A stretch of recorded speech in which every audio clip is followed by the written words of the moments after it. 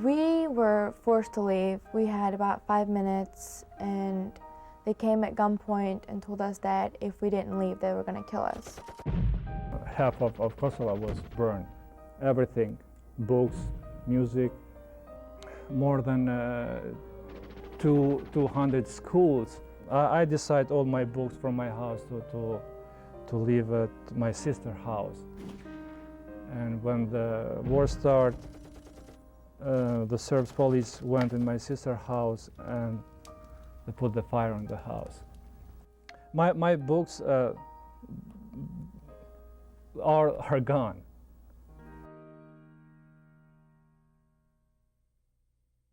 There are almost 900 million illiterate adults worldwide, leading to poverty, crime, and war.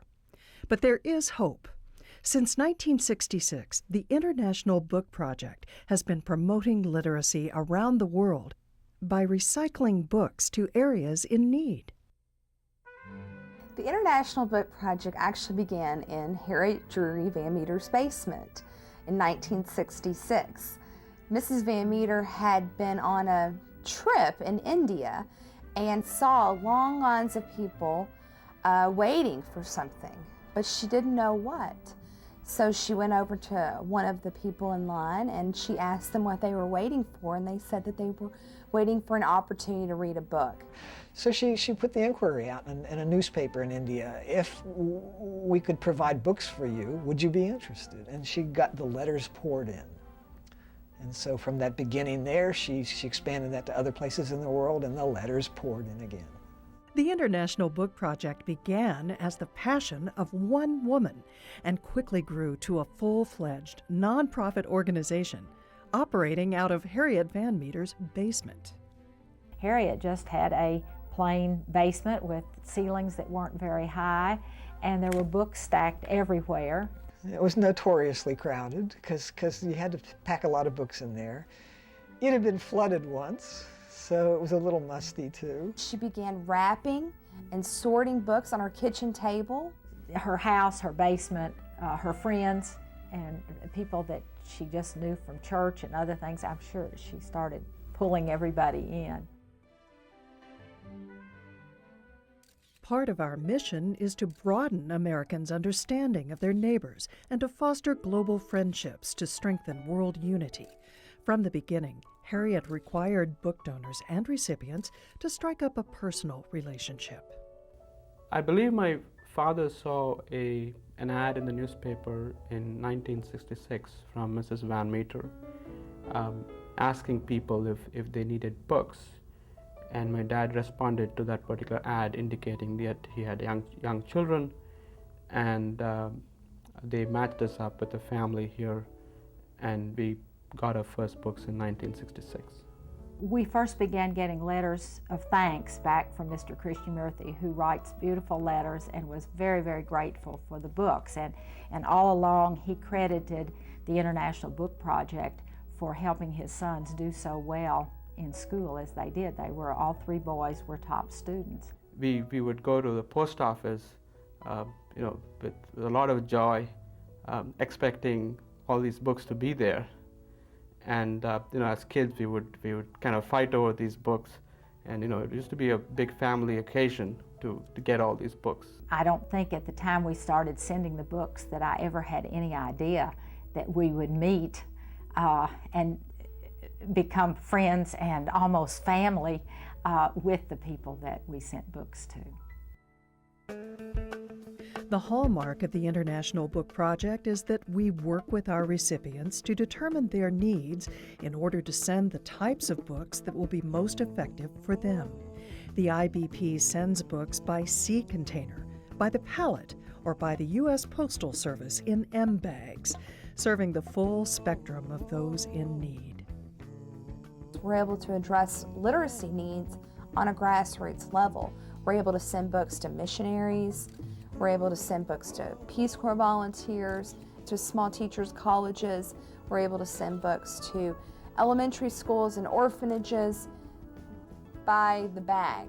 Not every organization in the world that promotes literacy can handle 20,000 books. Sometimes they just need 20. I can remember an address overseas that we were requested to send it to the house behind the big tree. And that actually got mailed in that kind of way, and it got through. The books got through, and evidently it must be a heck of a tree, but it did get through.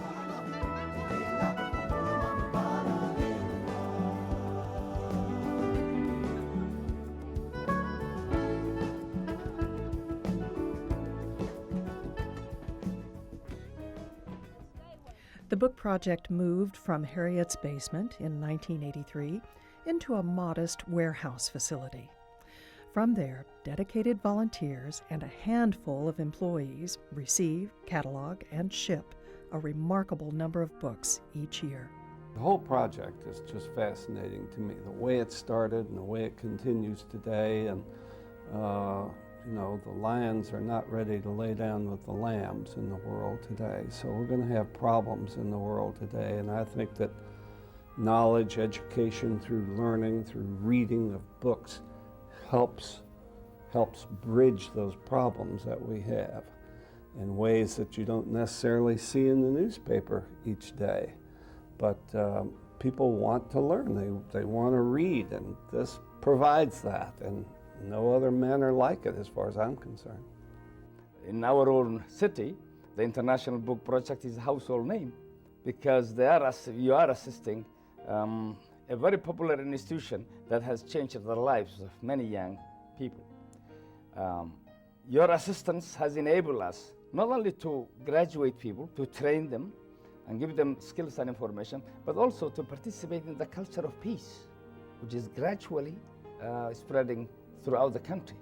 In Africa, and particularly in those war-torn societies, education is not really only for academic training, but it's also a way of consolidating peace.